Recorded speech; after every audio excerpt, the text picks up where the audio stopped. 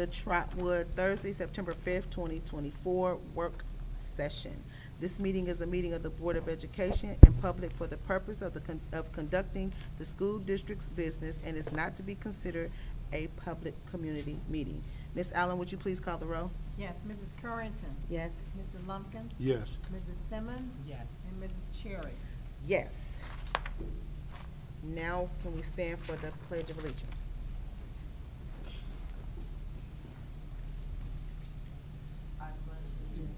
To the flag of the United States of America and to the republic for which it stands, one nation, under God, indivisible, with liberty and justice for all.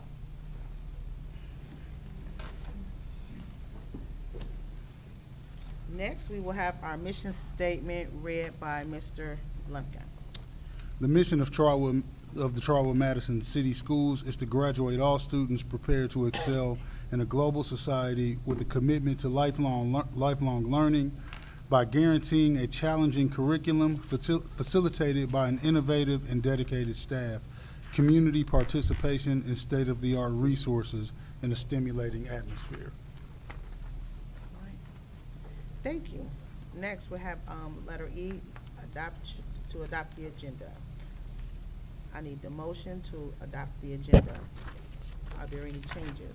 Yes, there are two changes this evening. The first to the personnel agenda. In your folder, your manila folder, I provided a updated personnel agenda for you with regards to these changes. Basically, there were a couple of errors with redundancy of individuals' names, and then we had to add one food service worker. So in the changes A4, we will remove Cassandra Johnson, but she is on B4, and that is correct. B4, remove Lynetta Tyus. She is on A4, that is correct. B5, remove Gretchen Miller because of her onboarding documents are pending. Those are the changes to the personnel agenda, and those are reflected in the document labeled PA in your folder. So the personnel agenda that is that you originally had, those changes are documented in the new agenda that I've given. And they're just some technical changes based on some redundancy. The second change is adding an additional definition rationale for moving into executive session. I want to add number 8 in the reasons of going into an executive session, and that's not in your folder. We always have to detail the language of why we're going into executive session, and there is an additional reason. It states to consider confidential information related to the marketing plan, specific business strategy, production techniques, trade secrets, or personal finance statements of an applicant for economic development, applicant for economic development assistance, or to negotiate with other political subdivisions respecting requests for economic development assistance, provided that both of the following conditions apply. A, the information is directly related to the request for economic development assistance that is to be provided or administered under provisions of Chapter 715, 725, 1724, or 1728, or Section 7017, 3735, 67, 375, 70, 570940, 570943, 570961, 570969, 570970, 570975, 5977, and 500981 of the Ohio Revised Code, or involves the public infrastructure improvements or the extension of utility services that are directly related to the economic development project. A unanimous quorum of the public body determines by a roll call or vote that the executive session is necessary to protect the interests of the applicant or the possible investment or expenditure of public funds to be made in connection with the economic development project. And that's a lot of words, a lot of information, and when we go into executive session, it's going to be very short. But we do need to add that to the agenda. So I need a motion to adopt the agenda with the changes. I motion that we adopt the agenda with changes. I'll second. It's been moved in second. Ms. Allen, would you please call the roll? Yes. Mrs. Currington? Yes. Mrs. Simmons? Yes. Mr. Lumpkin? Yes. And Mrs. Cherry? Yes, motion passes to adopt the agenda with changes. Two, we have, presentation. We have a vape presentation program from Officer Tyrone Derrick. The first presentation this evening, Officer Derrick is going to give us a very brief presentation with regards to our attempt to address the national crisis of vaping, students vaping.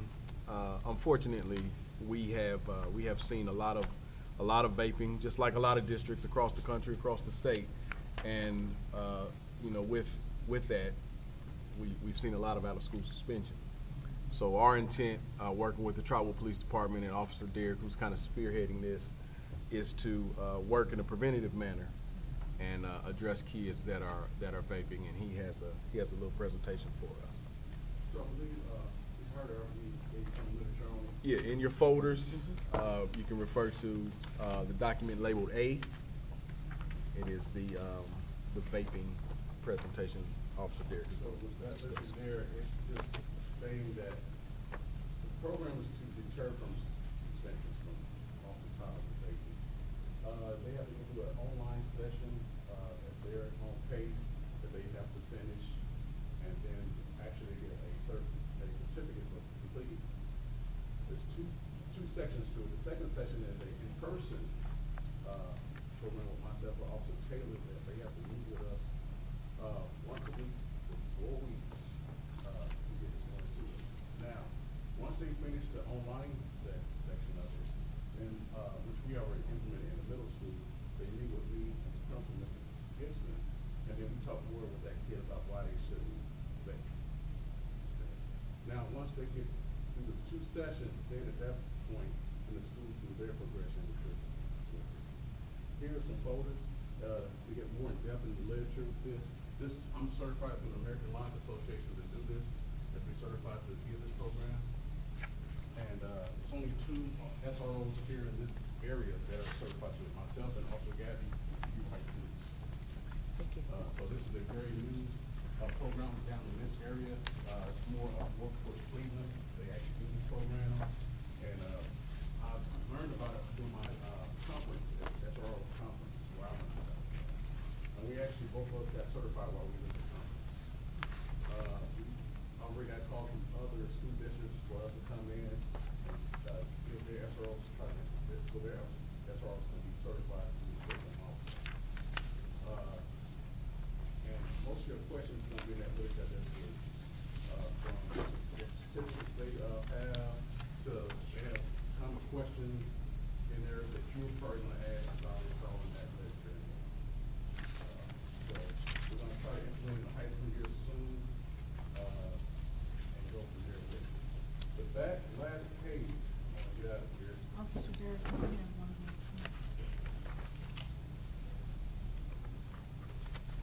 So, because everybody wants to know what Officer Derrick is doing, so I have a lot of programs going on right now. One of our new babies that we're gonna implement into the school is called the Police Explorer Program. And what that is implementing kids that are interested in knowing what we do. Very intense. Right now, we have 2 students from the middle school and 2 students from the high school that are already applied for it. They go from now till they turn 19. The encouragement is that they follow this program all the way through to going to the police academy. That's the encouragement, which you can start at 20 years of age. Okay, so that's the encouragement of it. So they will be with us pretty much through high school and then maybe a year after high school with us. So we want to start off small with that, so that's why we targeted maybe 5 kids to get targeted. But it's growing fast already. They will also get a uniform. I've made arrangements with certain events so that they can donate so that their uniforms will be paid for. So I'm trying to find things without asking for money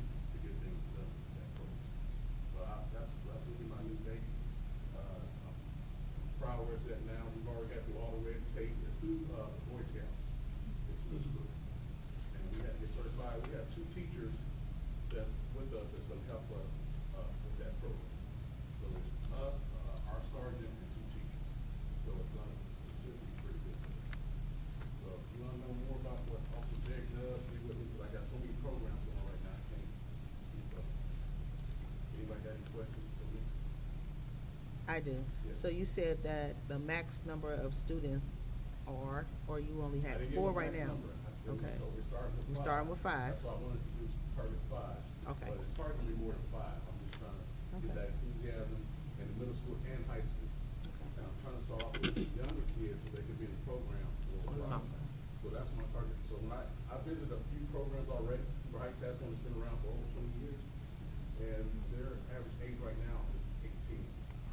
I didn't want to start with older kids, I want to start with smaller kids and then work our way up. That way we can learn ourselves what we're doing to get our program, so that when it goes back down, we already got it set up.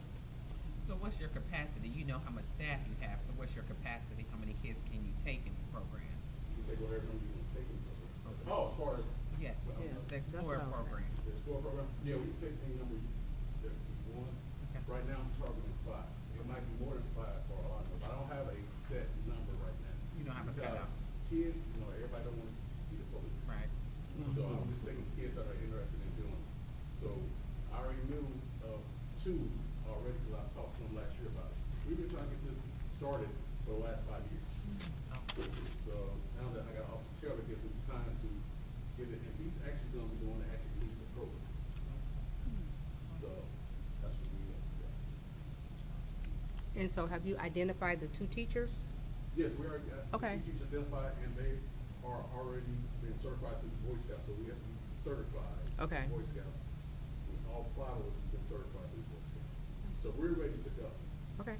So we're just now getting, like I said, we got them, we're gonna start, we got the police department is going to start us a budget for the first few, so we'll need those uniforms to them and everything, and then we'll just, refund that money back to them after. So are Could there- could we donate to the budget? Yes, yes. Okay, good to know. So right now, I really, if I can generate the money, that's what I do. Okay. I try to do as much without asking, you know, and then go from there. Are there different steps in the program that they have to take, like, So- based on the ages of the students that participate? Everybody started ground zero, and then we have ranks. So maybe you have a sergeant, you have a captain, you have a lieutenant, and then we're on top of that. So basically, they're also, after a while, they're gonna be running themselves. We just monitor them what they're doing. So we give the lieutenant itinerary, which he's probably already been trained to do, and then they go through it. So like, we give them a case to do, they gotta work the entire case. Okay. I'm excited. I have one other question.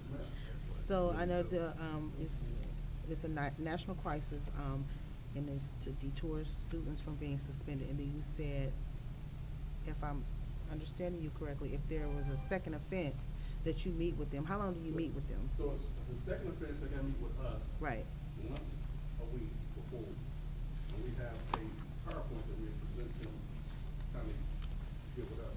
Now, just like in the online, there's 4 modules in the online that they have to go through. Each module, there's questions that they have to answer at the end of that.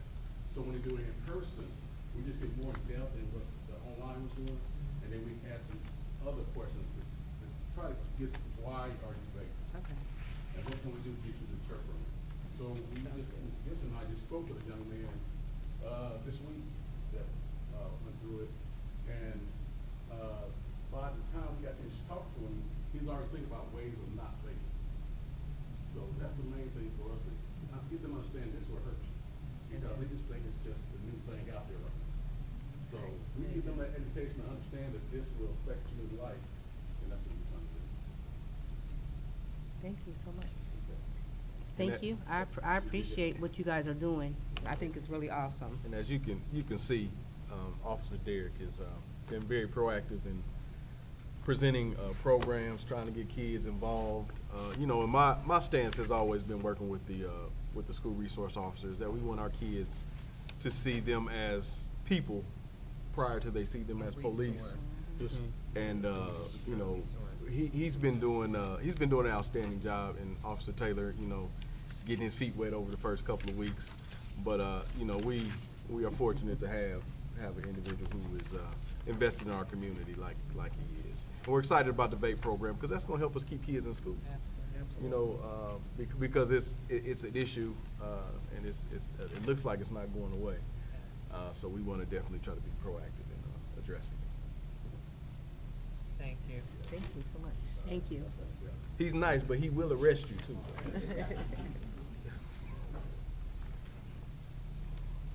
All right. Next on the presentation is item B, the Ohio Auditor of State Fraud Reporting and Training Video. So I asked for this to be put on the agenda. Every employee plus every Board of Education member has to be trained by looking at this 8-minute video, by, I think the deadline is November 29th. And so I thought this would be a good opportunity for us to train the, board members that are here. Mrs. Cherry has already gotten her certificate. I think Mrs. Carrington, you have yours as well? I don't have it. Okay, so, we will use the minutes as documentation that you guys have, seen the video. And when they come next year to audit our district, we are going to have 100% of every single employee that's working for the district. It is, you can see the video through Public Works, but I would also like to, have each school building, a part of your staff meeting, 8 minutes. I'm asking for only 8 minutes to show the video to the staff, have the sign-in sheet, and that will then prove that every employee has been trained. So if you could push the button, 8 minutes, I promise it won't put you to sleep.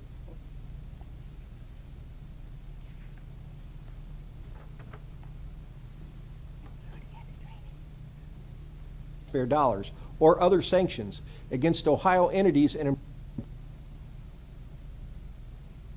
Hi, I'm Auditor of State Keith Faber.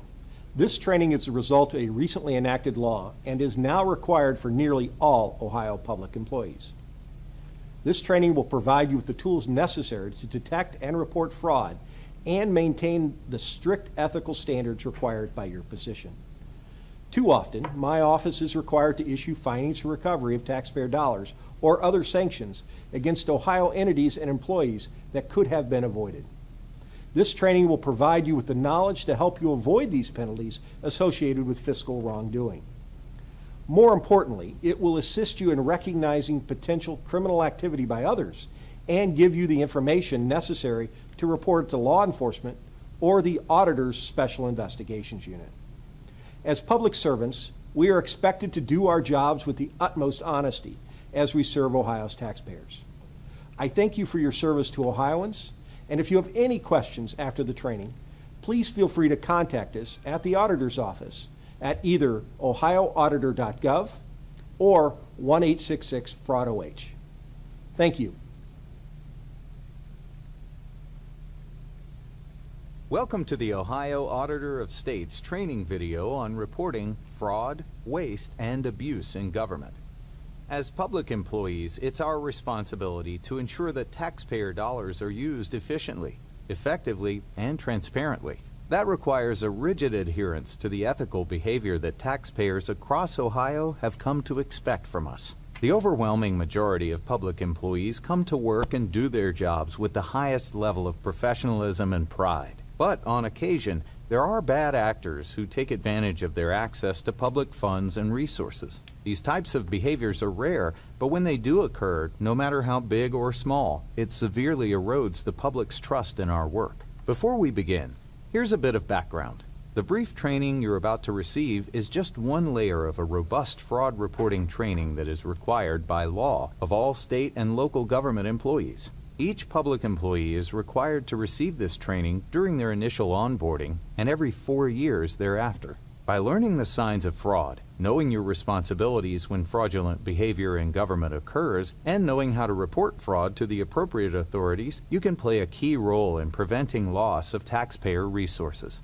And as a public employee with an inside perspective to the day-to-day doings of government, you are the first line of defense in stamping out fraud, waste, and abuse.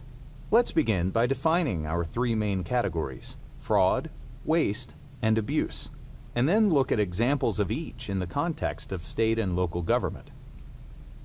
First, fraud.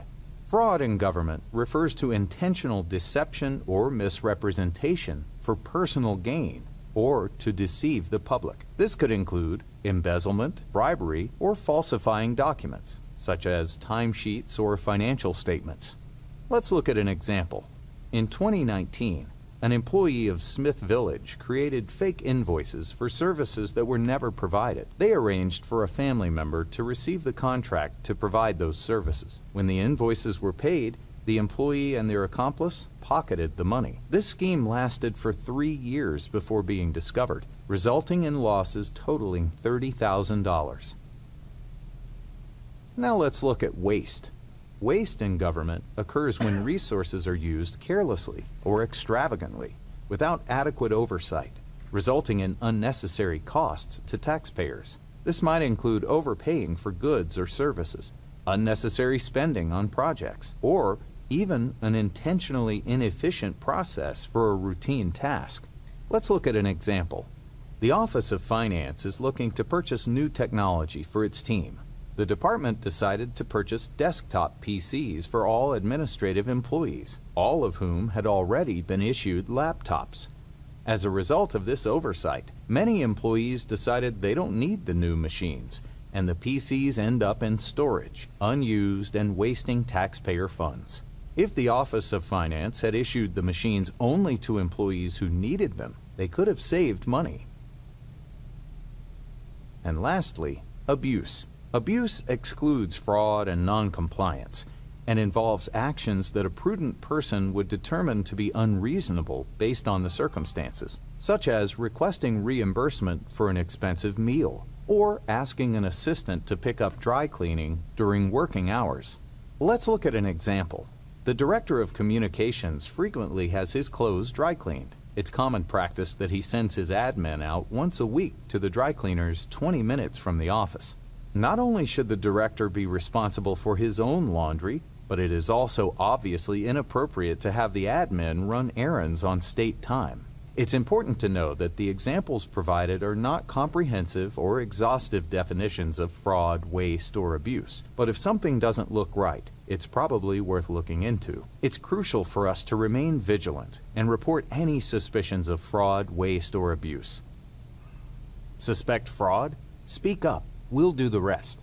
Let's take a moment to discuss how you can report suspected bad behavior to the Ohio Auditor's Special Investigation Unit. Ohio law requires that any known instance of fraud, waste, or abuse be reported to the Ohio Auditor of State. There are several options you can use to make a report. You can report online through the auditor's website. Make a call to our Special Investigations Unit and speak to our intake specialists. This may require you to leave a message outside of business hours, but our staff will contact you. Send an email to our Special Investigations Unit that details the information you want to report. Make a report through mail, sending our Special Investigations Unit a narrative and any substantiating documentation you may have. All public organizations have a working relationship with staff at the Ohio Auditor's Office. If you suspect fraud, waste, or abuse, you could make a report to a member of our audit team. In this case, they could assist you in providing the necessary information to our Special Investigations Unit. Anyone who makes a report to the Auditor of State's Special Investigation Unit should expect one of our intake specialists or investigators to reach out to them. The more information that you can provide, the greater we're able to thoroughly investigate your claim. Remember, making the report is the first step in stamping out unethical and illegal behavior in government. It's important to note that public employees are protected against disciplinary action or retaliation from their employer for making a reasonable and good faith report of suspected fraud, theft in office, or misuse or misappropriation of public money. That means your good faith report of suspected fraud should not impact your role or status as a government employee. Thank you for taking the time to watch this important training video. By working together to detect and prevent fraud, waste, and abuse, we can ensure that taxpayer dollars are used responsibly, effectively, and transparently. Remember, it's up to all of us to uphold the integrity of state and local government in Ohio.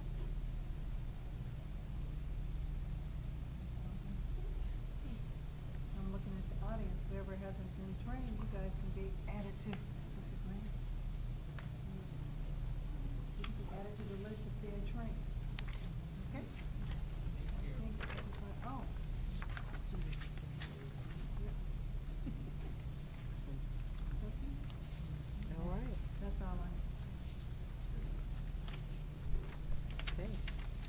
Thank you, Ms. Allen. You're welcome. Next on our agenda is the Neola second reading. So, I need a motion to approve the Neola 42.2 policy updates, which were attached and everyone should have, I had opportunity to read them. I make a motion to accept the Neola 42.2 second reading. I second. It's been properly moved in second. Ms. Allen, would you please call the roll? Yes, Mrs. Currington, Yes. Mr. Lumpkin, Yes. Mrs. Simmons, Yes. and Mrs. Cherry. Yes, motion passes to approve the Neola 42.2 policy updates. Next, number 4 is our consent agenda. Need a motion to approve the consent agenda as presented. For, I motion. for the, Read A, B, and Uh-huh. C. okay. For approval for out-of-state field trips. You want me to do them separately or all of them together? All together, Okay. and then just one vote. Okay. Approval of the resolution for the employment of the substitute teachers. And the approval of the Head Start School Board Partnership Agreement, school year 2024-2025. I need a motion. I motion. Second. It's been properly moved in second. Ms. Allen, would you please call the roll? Yes, Mr. Lumpkin? Yes. Mrs. Simmons? Yes. Mrs. Currington? Yes. And Mrs. Cherry. Yes. It's been properly moved and agreed upon for the approval of the consent agenda. Item number 5 is the treasurer's report. Yes, I have 2 items this evening to present. A is for information only, and that's the approval of the August 1st, 2024 work session and the August 15th, 2024 regular meeting minutes. I will then ask for your approval in 2 weeks for those minutes. B, I am asking for action. It is an approval for an updated appropriation document for the period ending June 30th, which I should say June 30th, 2025. And so the appropriation resolution is a total of $54,362,992.67. And I ask for that approval so that we can update our budget accordingly.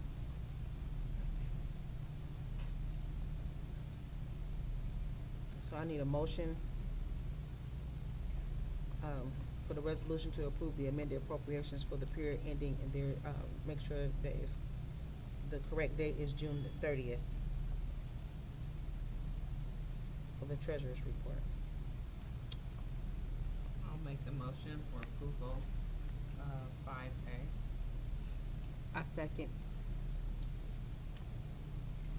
It's been properly moved. Ms. Allen, would you please call the roll? Yes, Mrs. Simmons, Yes.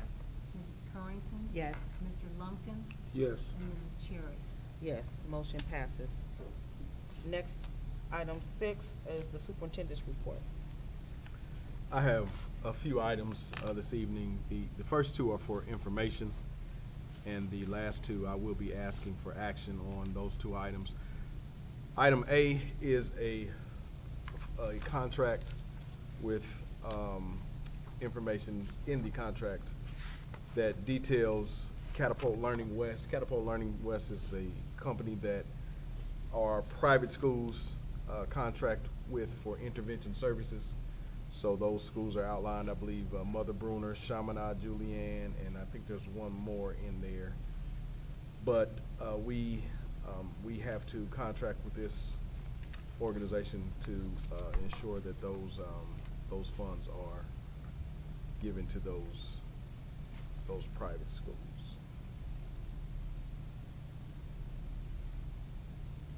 Item B is approval, for information. Student activity statement and budgets, the MD functional class and yearbook at Trotwood-Madison High School for the 24-25 school year. The activity budget and statement information are attached in the agenda. Details the activities that the class will be doing to pay for those fundraising things that they will be doing to pay for the activities that they would like to proceed with. Total not to exceed $1565. All of that information is loaded in the agenda. Item C is a item that I am going to be requesting for action on this evening. I'm going to be asking for board approval of a contract for the 75-inch sonic view boards for classroom teachers. So just a little background on this, on these boards. With us continuing to move our classrooms into the 21st century, we purchased 50 of these sonic view boards for our classroom teachers last year. Got a lot of real positive feedback, a lot of excitement about the usability and the features and functions of the board. And as you make your way into these new buildings, these new classrooms across the country, you see these boards versus what was usually standard are whiteboards.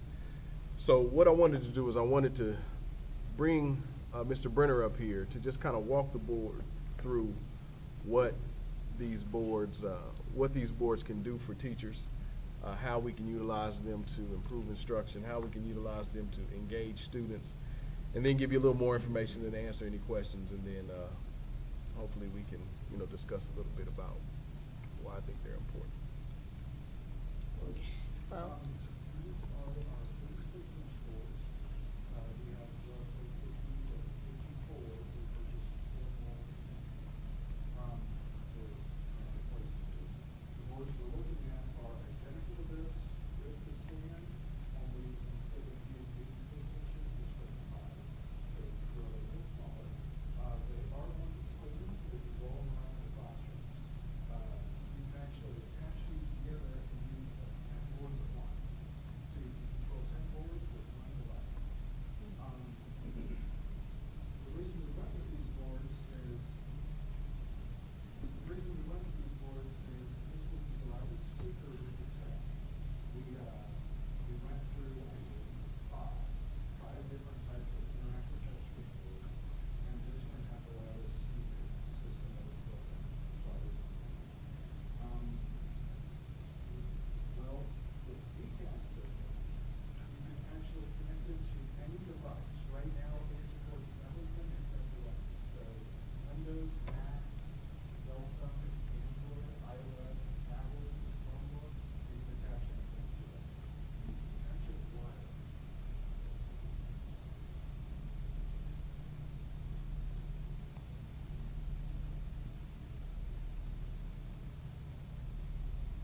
So once you're connected, this is my desktop, you can actually control it if it's a Mac, laptop, or desktop, or a Windows desktop or laptop. So you can actually control your computer from the board without any cables.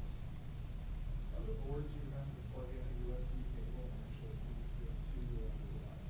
Now, you can still do that with this board, and we'll be connecting to our desktops, but if you're walking around the classroom, or you want to, speak in the back of the classroom, you can stand back there and control the board. It's kind of the highlights. One other big selling point is these are very string boards. In what is it, a year or two that we've had these, one has broken, and it's not because of hard use and abuse. It was actually because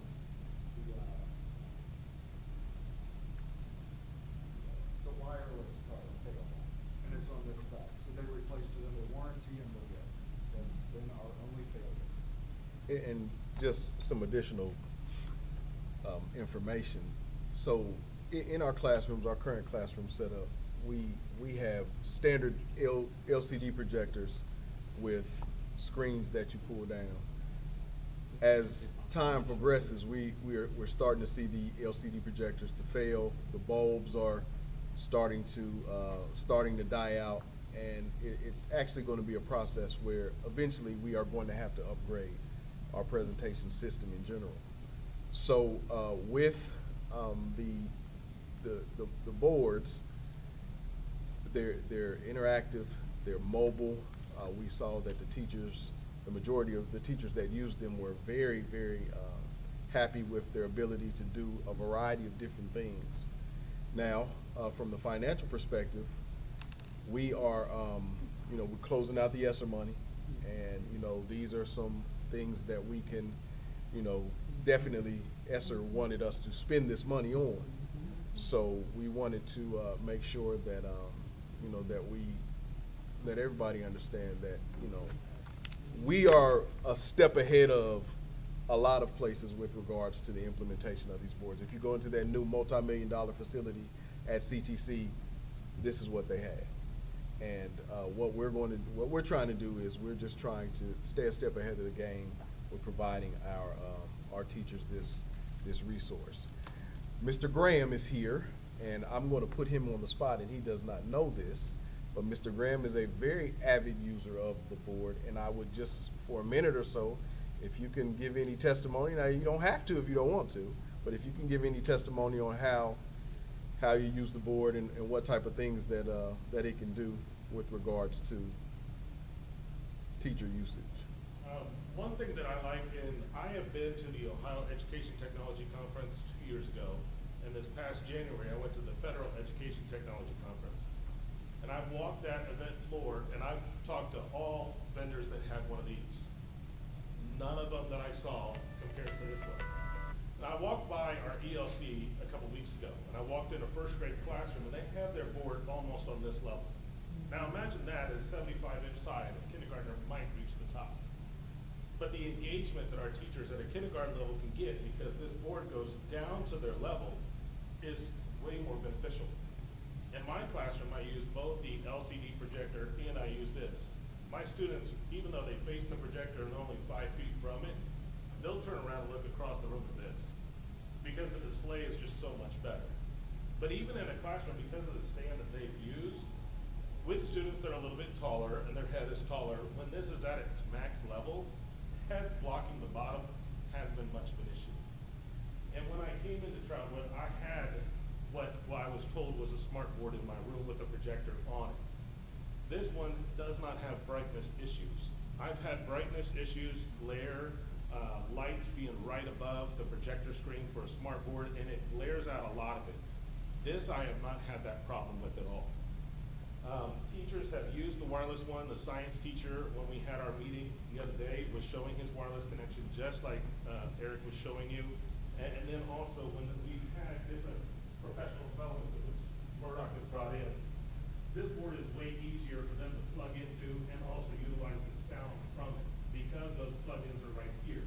My MacBook at home doesn't have HDMI, but this has USB-C right here. And so it's very easy for our guest presenters to come in and plug into this. It's also easy for an administrator to lower this down, reel it in, whatever room they have a meeting in, whether it's the media center or at the LMC at the high school, roll this in, plug this in, do a presentation, and if you need to daisy chain two of them together, there's a video out right at the bottom that you plug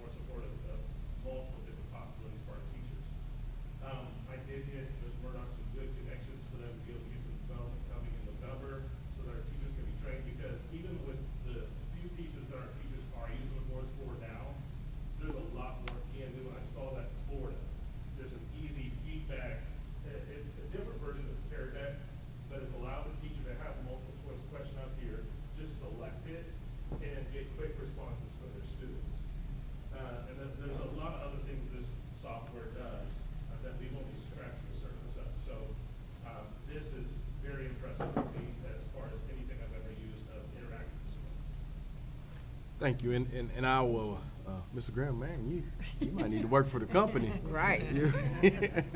But no, don't tell me that. But I'll say that, you know, again, we purchased, initially, we purchased 50 of these boards, and in some of the buildings, the teachers were kind of fighting over them. And we wanted to definitely provide our staff with all of the resources. So if the staff has the resources, the kids have the resources. With that, I'm gonna ask for action on, and the reason we're asking for action is because if we get it through this evening, we can order them and we can have them here by November. And then by November, on our professional development day, we will have a representative from the company come in and train staff on uses with the board. Yes, ma'am. Just one question.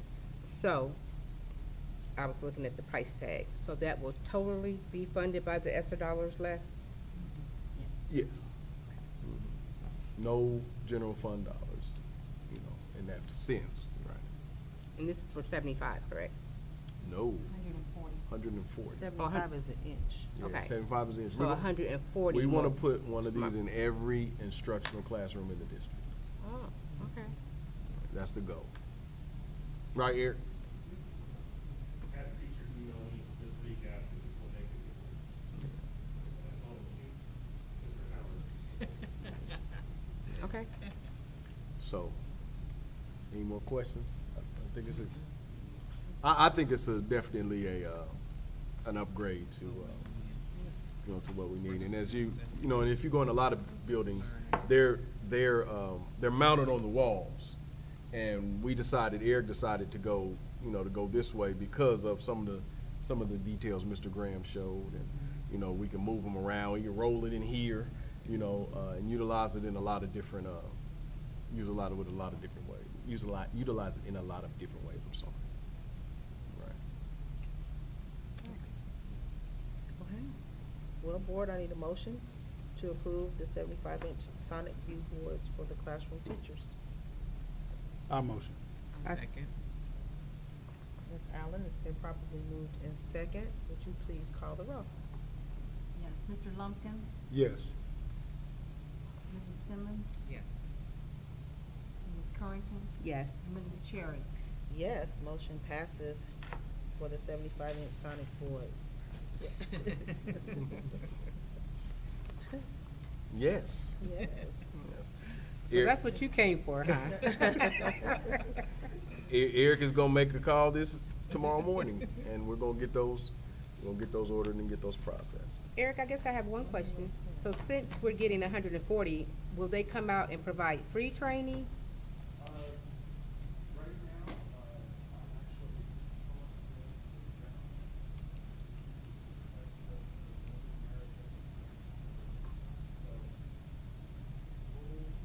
we'll do something more. Okay. That Miss Cherry asked a great question. She said, "How secure will they be?" We're going to work through that process. We're going to have because once they get in, and this is just some operation stuff. Once they get in, they're all tagged, and then we tag them, and then we may even consider putting some additional levels of security on them, possibly even where we can locate them if something happens. Now you gotta be a bad boy to walk up out of the building with one of those, but. Yes. We're going to we're gonna work through that process, but every item, because this becomes a capital asset. Yes. So it becomes something that we own, something that we the value is integrated into our worth pretty much. So Eric and his team are gonna go through a real thorough process of making sure they're all tagged, they're all identified, they're located where they need to be, and then as far as security, we'll work on that level. I was more or less meaning like the screen, with, not so much someone walking out with it, but, as far as, damages to like the screen. So what type of service plan? Right, so there's a full warranty, for a 3-year warranty.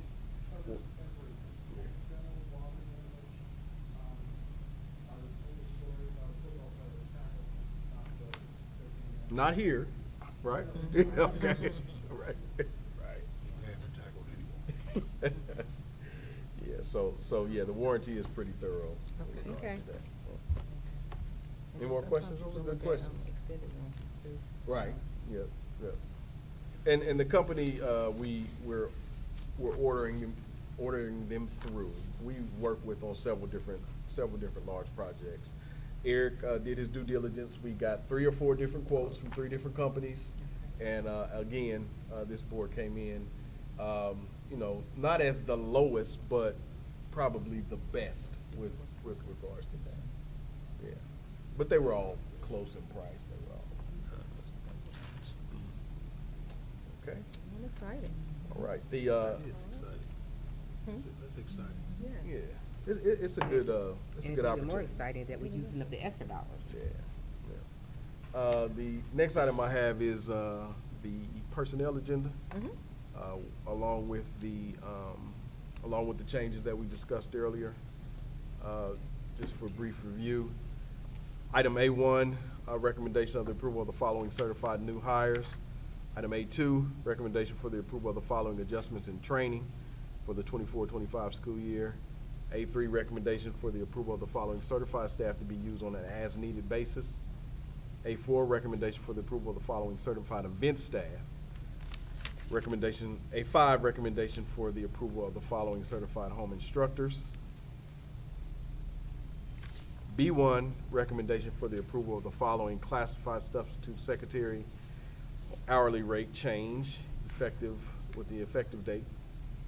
B2, recommendation for the approval of the following classified supplementals. B3, recommendation for the approval of the following classified workers to be used on an as-needed basis. B4, recommendation for the approval of the following classified event staff. B4, recommendation for the approval of the following classified event staff. B5, recommendation for the approval of the following classified after-school staff. B5, continued, excuse me. And C1, recommendation for the approval of the following part-time consulting contract paid per diem, part-time administrative consulting contract paid per diem for the 24-25 school year. But before I ask for action, there was a question with regards to home instruction. And I wanted to ask Ms. Mallory if she doesn't mind. I don't mean to put you on the spot. I'm not a big put you on the spot guy, but you're here. That's why you're here. Answer questions. So the question was, how are home instructors assigned? And I gave my brief understanding based on dealing with them, 10 or so years ago. But I said it'd probably be a little better if you kind of explain how that worked. Yes, so, to be a home instructor goes through the, process where they have to apply. Right. And, those individuals are interviewed by being the student services coordinator. Mhm. And once they're selected, they go through an orientation. Right. They have home instructor guidelines, et cetera, things that they have to, follow and abide by. And what classifies as home instruction? Why would someone need home instruction, a So student? a student may need home instruction, for several reasons. It could or it could not be a student with a disability, so it's not just for students with disabilities, but most oftentimes, some of our students with disabilities, have not mainstreamed into the, traditional school environment for various reasons. It could be various reasons with their disability, it could be various reasons with their home life or things that are going on. We have some students who transition into our district that may be identified already, but we may not be able to service them. And so we may have to provide home instruction until we can either get a classroom teacher, get the services and supports that they need in school, when we put them in school. And then there are often situations where, students in general education, students who not with disabilities, they may have some needs that home instruction is needs to provide that. And so we don't have a lot of students, of course, the best environment for a student to be educated is in school. And so I think right now, we have about 5 students total in the district who actually need home instruction. What's the max number of students? That can be on home instruction? Oh, I think we need to decide that as a district. There is, it's based on need, not necessarily capacity. Thank you. And so we need several. We need some that are intervention specialists and then some that are general education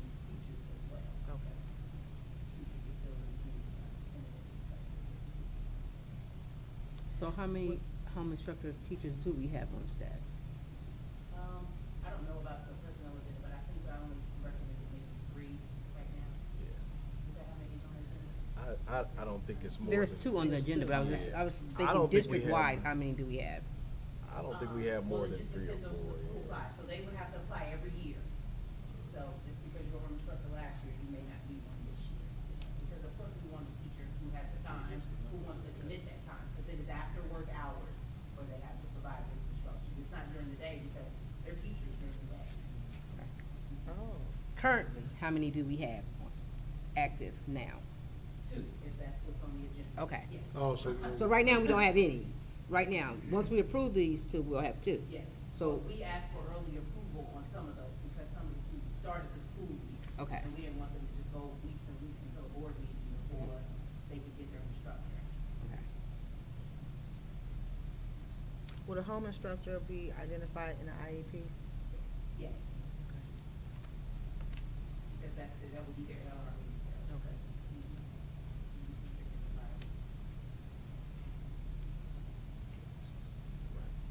I hope that answers your question. It did. Better than I could. Thank you very much.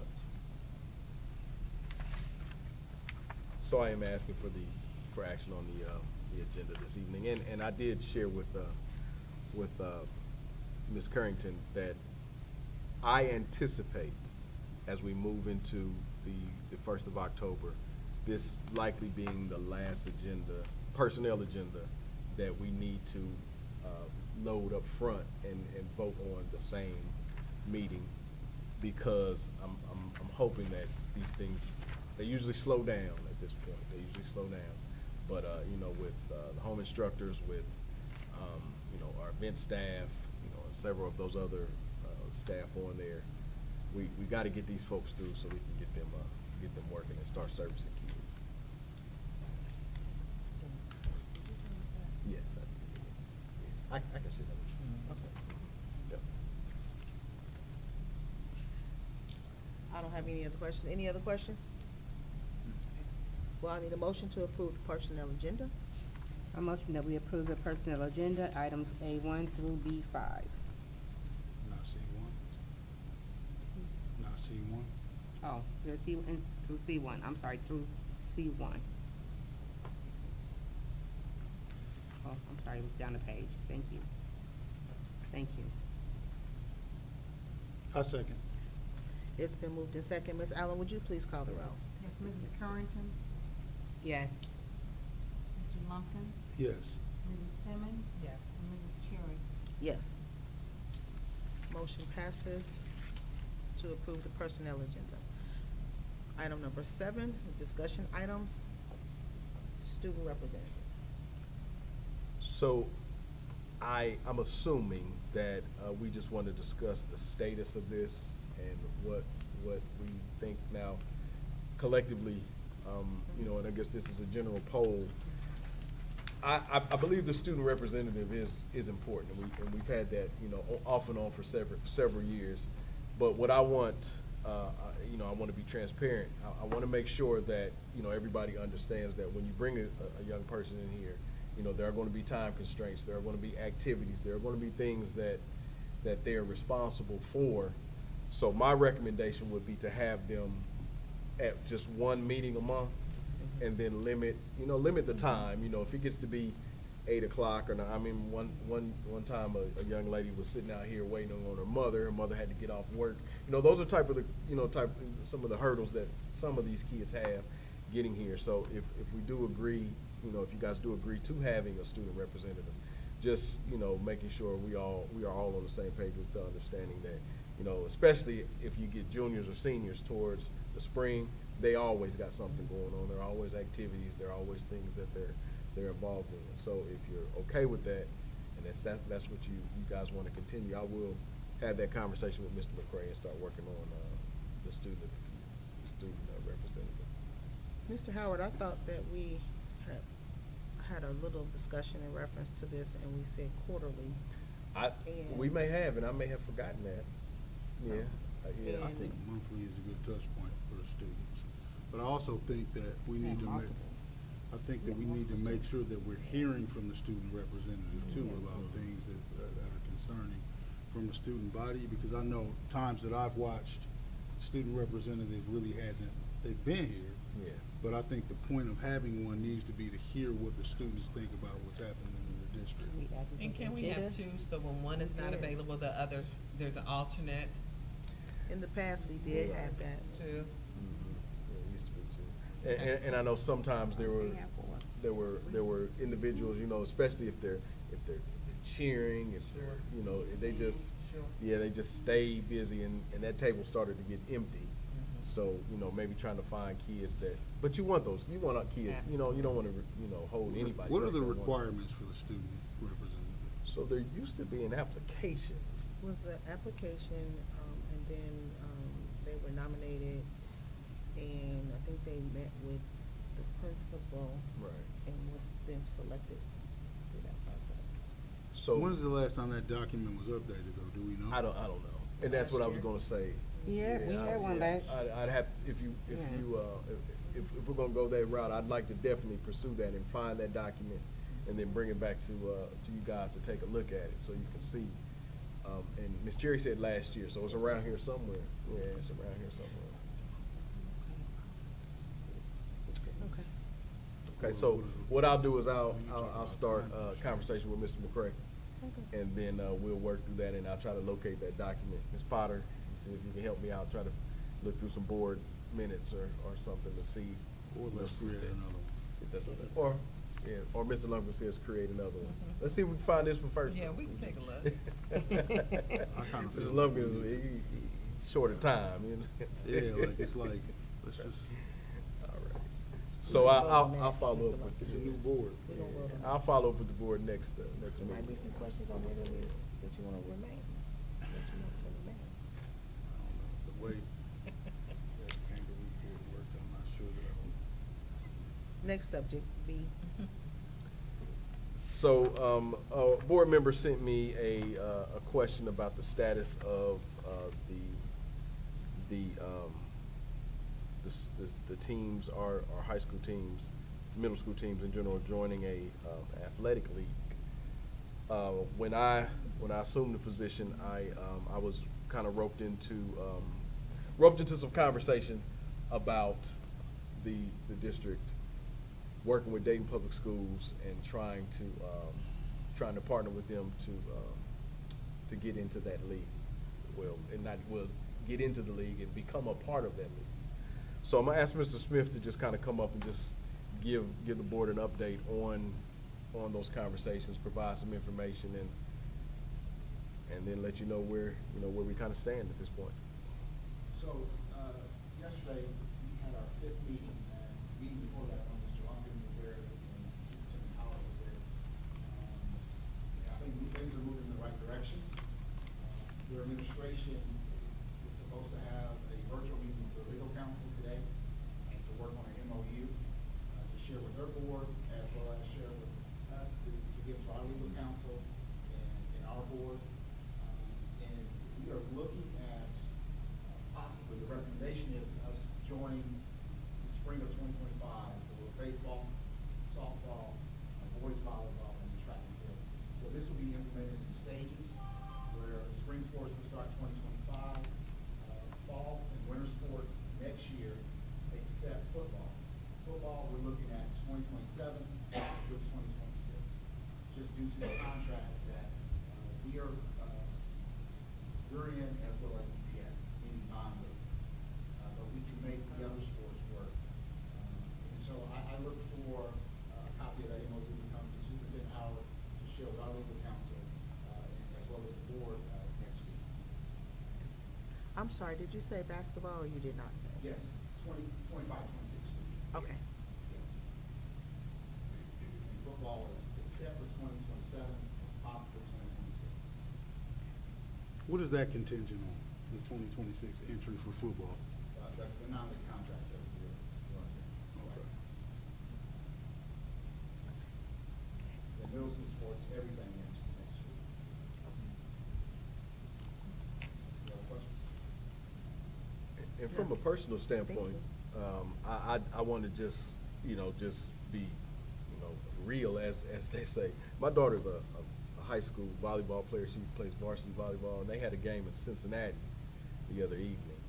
And my daughter, at 16 years old, didn't get in the house till almost 11:30, 11:45 at night. You know, so, you know, sports is one thing, but also, you know, the well-being of the well-being and the balance of these kids is what's really important. You know, we have to go to Cincinnati. We have for football. We got to go to Cleveland. Got to go to Indianapolis. You know, and again, some of those games are good. The experience is good, but when your schedule is loaded with those type of things, it gets rough. It gets rough on parents too. Absolutely. And when our kids are traveling that far away, Mr. Jones, are we feeding? How are they fed? I mean, I know with football we had to bring food, but the other sports, are the parents bringing the food? How does that work? Because that's Depending on the difficult. travel, yes. So we have a former parent who owns a Subway, who works with us, right. So like when we went to Cleveland, athletics, we took care of the band and all the football players. They got Subway meals going, and then after the football game, they got Chick-fil-A. Okay. Right, because that's a long thing. I know going, but then coming back at another 12 minutes, now you're hungry again. Yeah, Okay. or the coaches will stop. Okay. And then they'll get something to go. Okay.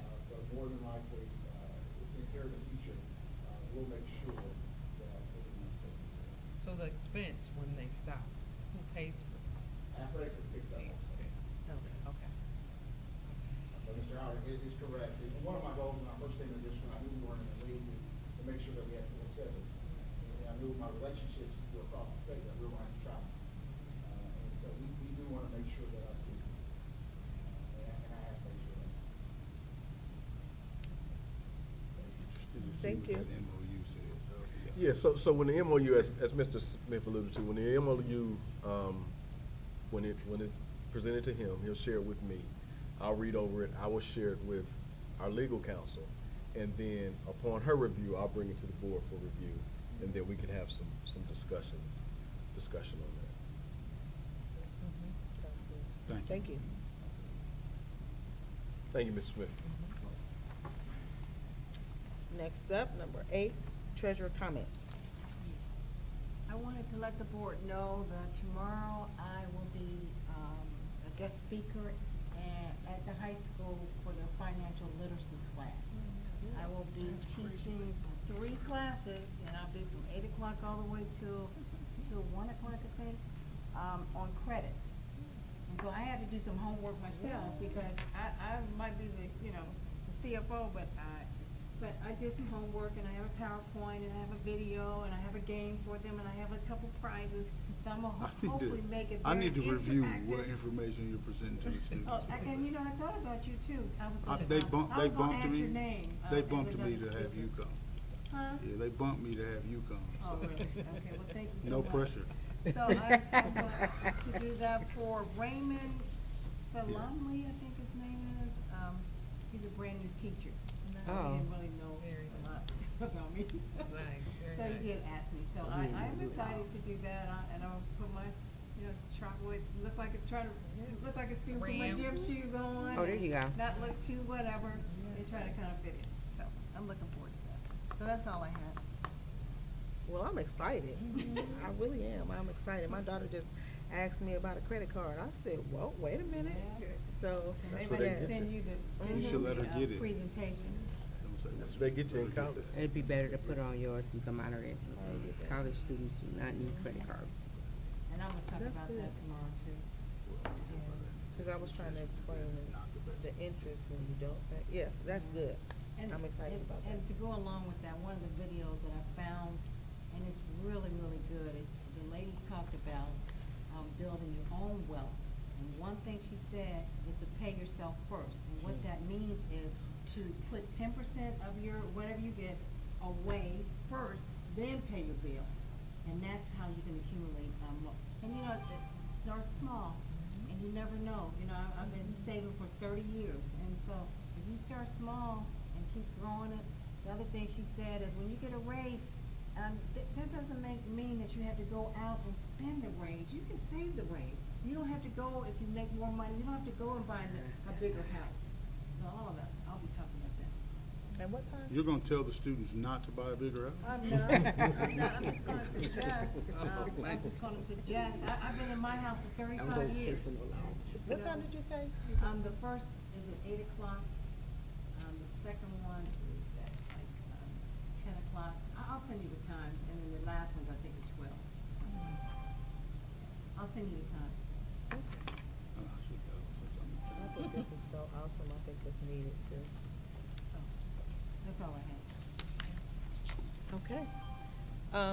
Item 9, superintendent comments. I do just have a couple. In your folders, I have provided a copy of superintendent's update for September. It is denoted by letter B, document letter B. Just some general observations and reflections from the first 3.5 weeks of school. Spending a lot of time in the buildings over the first couple of weeks, getting an opportunity to reconnect with instructional programming. You know, as you guys know, the last several years I've been working from the operational standpoint, and now I'm kind of doing both. But I'm making a very direct effort to get in the classroom, see teachers, see what's going on, and that's a commitment to helping move this district forward. This is something that I definitely can't do by myself. So I've got to talk to the teachers. I've got to talk to the staff, the principals, and just kind of see what's happening in the classroom. And then some other general observations about just some of the systematic processes that are in the district, and some of the things that we're definitely going to work on refining, and hopefully utilizing those to push Trotwood-Madison forward. I've also included a list of upcoming meetings and event dates for myself, so you guys are all aware of what's going on with me for the month of September.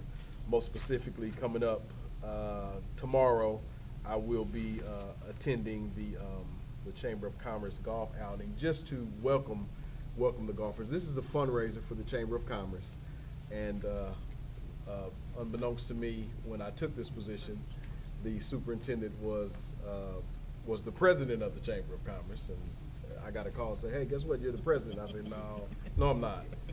So she asked me if I could serve as the vice president. So I did tell her I could do that. I just told her, right here at this point, I couldn't serve as the president.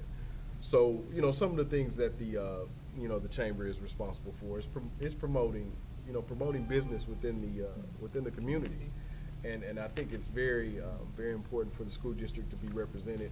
I think it's very important for the school district to have a relationship with the chamber. So I did assume that position, and I'm going to go, and I think they have 11 teams playing tomorrow, golf teams. We have 2 teams that are participating. And we're gonna go. I'm gonna go and talk to the golfers a little bit about the school district, the folks, because they got golf teams from all over. I'll talk to them about the school district, some of the things that we're doing, and how we're trying to move forward. And then I've also included some dates for the buildings. Each month I will push the principals to provide dates for me of activities that are going on in their buildings.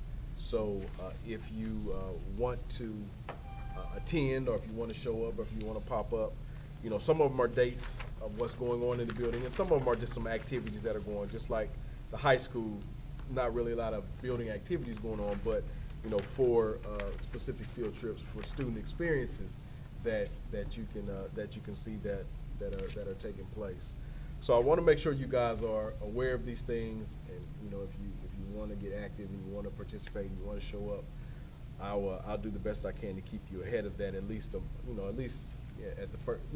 within the first of the month, so you can see these activities. And then if those dates change, I'll do my best to keep you abreast of those too. So this is just for the month of September.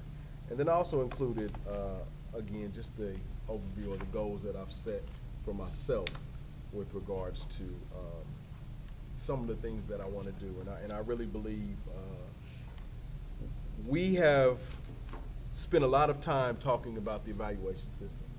We spent a lot of time working through that process. On Saturday morning, we are going to meet as an administrative team, and Mr. Manley and his team are going to work through the process of what evaluation looks like, what we are hoping to implement, and the expectations that we're going to hold for our principals with regards to evaluation. I had a really, really good conversation with Mr. Graham, representing the TMEA, from his perspective, getting his perspective on what the union, what the TMEA is expecting of us with regards to evaluation. I believe we're almost on the same page, because we want to make sure that evaluation is used as an instrument for growth, because if our teachers grow, our kids grow. And we want to make sure everybody understands that evaluation is not punitive, it's not detrimental, it's a tool for growth. And I think Mr. Graham and myself and Mr. Manley and his team, we're all on the same page, because we got to make sure that we're giving our kids the best. And our teachers deserve it, and our students deserve it. Our teachers deserve to be provided help, support, resources to ensure that we're putting our best foot forward. So Saturday morning, we're going to have our first administrative meeting. We're going to talk about evaluation. We're going to talk about instruction. We're going to talk about the things that are the main thing. One of the statements I've said, and you guys have heard this before, is that we've got to keep the main thing the main thing. And the main thing is student achievement. So I want to make sure that as we spend time as a group, as an administrative group, yeah, we talk about some of these other auxiliary and ancillary things, but the bulk of what we're going to be discussing as an administrative team is how we can get better so our kids get better. And that's all I have. I do have a question. The MAT testing. Right. Are we gonna have those results for the next meeting? So I believe the window just closed last week.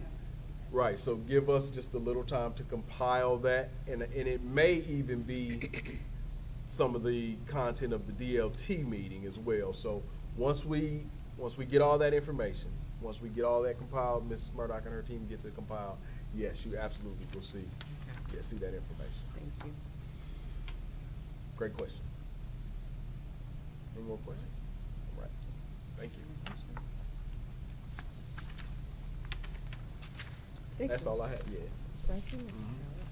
Howard. And now we will have board comments. We will start with Mrs. Carrington. I don't have much, so I won't be before you long. I just want to thank everyone for the presentations. Thank you, Ms. Allen, for the prior presentation. I think that is very important. And thank you if you were just put on the spot, Ms. Mallory, Mr. Graham. I think you still work for us, but the way you was trying to sell that screen up there, I'm not sure. And it's good to see all of you guys. And just keep doing a great job. I think we're doing, I'm excited about what's going on in Trotwood right now. So, that's all I have. Okay. Mr. I- Lumpkin? The presentation that was given earlier by Officer Derrick and the team of police officers is a very important presentation, because what it represents in communities like ours is the ability to speak to the police through our students. It's the first time that I've seen anything like that, like where we're having a program that actually encourages our kids to be law enforcement. It's the way that you correct the issue of police brutality. If you look at the wall, the chart and the data that's on the wall when you walk through our Board of Education, you correct that by humanizing the police force.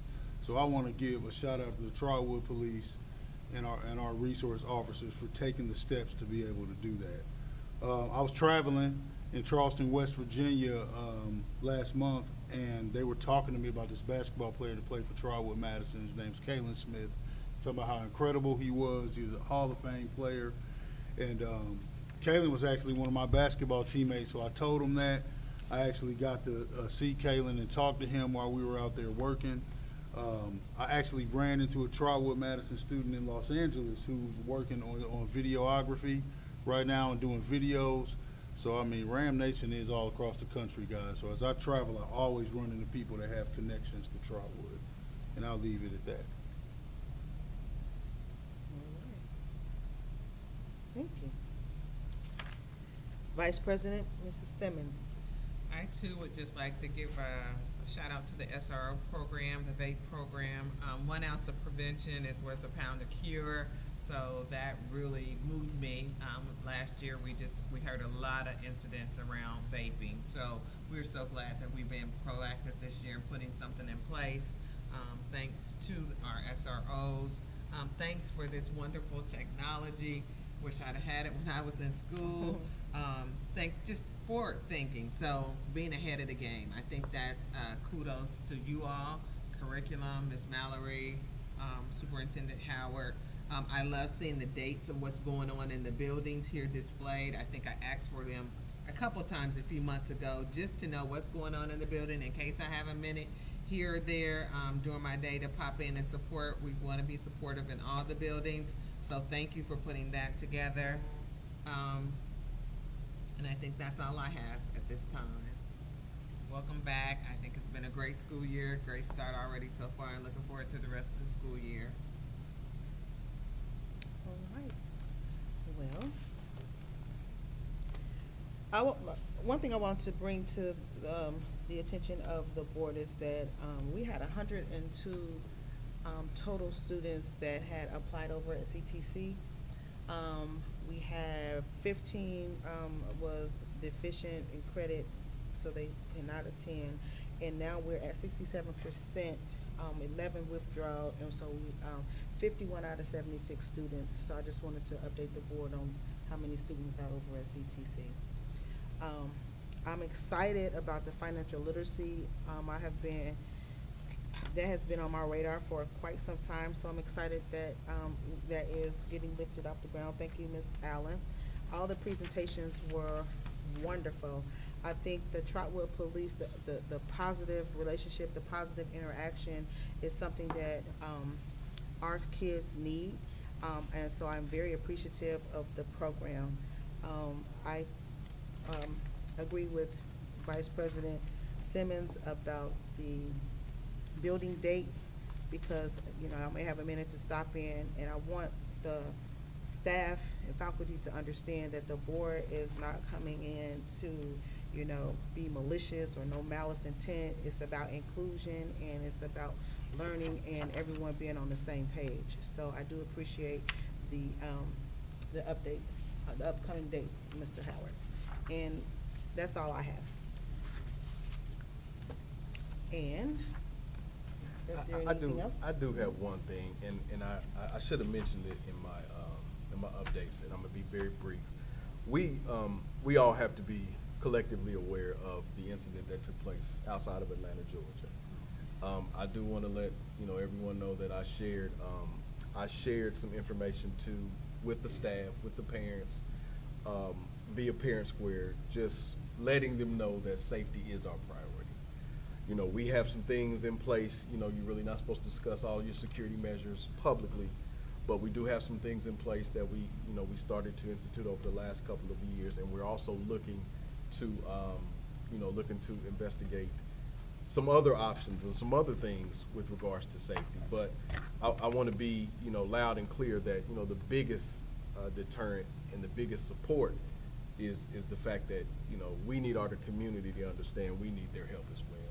In the event that you ever hear, see, watch something that could possibly bleed over into the school, I share with the staff and the families, you gotta let us know. You gotta let us know, because a lot of times, yeah, absolutely, a lot of times people talk and they hear these things before they happen, and just it's wild as you get deeper and deeper into the story in Georgia. You find out that this kid had made some statements before, and those are some of the things. It's a scary world that we live in, but we got to make sure we do the best that we can to continue to communicate, that safety is our priority, and the level of support will be there for our students and families with that regard. Trotwood Police has done a great job. They train us every year. They do a training at the beginning of the year with regards to emergency response. You pray. I know this is a school system, but me personally, you pray and you hope these things don't happen. But we got to make sure that we reiterate to everybody that when we drilling is important. When we have these conversations are important. when we go through these walkthroughs, these things are important, in the event of. So I did want to just say that, just give that little statement with regards to that. We did send that information out to the community today, to the school family today, just to let them know that we were aware. All right. Sorry about that, Mr. Chair. I should've No, said not that. at all. That was important. Thank you. So I now need a motion to move into executive session to consider the purchase of property for public purposes, the sale of property at the competitive bidding, or the sale or other dispositions of unneeded, obsolete, or unfortunate use property in accordance with section 505.0 of the revised code. Its premature disclosure of information will give an unfair competitive or bargaining advantage to a person whose personal private interest is adverse to the general public interest per ORC 121.22 G2. Action may be taken. Along with this one, to the I don't think you need to read it again, along with that.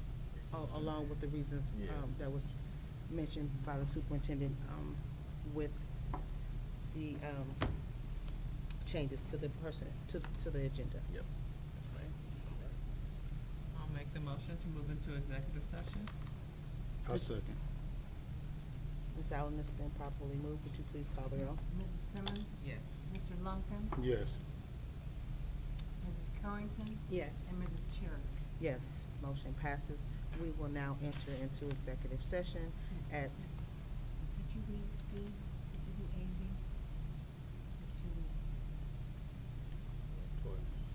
I thought you already read them, but, okay. I'm sorry, let me read B. You didn't read B. I didn't read that B. Okay. Yeah, we added this one. Okay, you added, okay. I'm sorry, let's make a correction. We also will be entering to consider the appointment, employment dismissal, discipline, promotion, demotion, or compensation of a public employee or official, or the investigation of charges or complaints against a public employee, official, licensee, or regulated individual per board policy 0166 and ORC 121.22 G1. Action may be taken. Now I need a motion. I'll make the motion to move into executive session. I'll second. It's been moved in second. Ms. Allen, would you call the roll? Mrs. Simmons? Yes. Mr. Lumpkin? Yes. Mrs. Currington? Yes. And Mrs. Cherry? Yes, motion passes. We will enter into executive session at 6:54.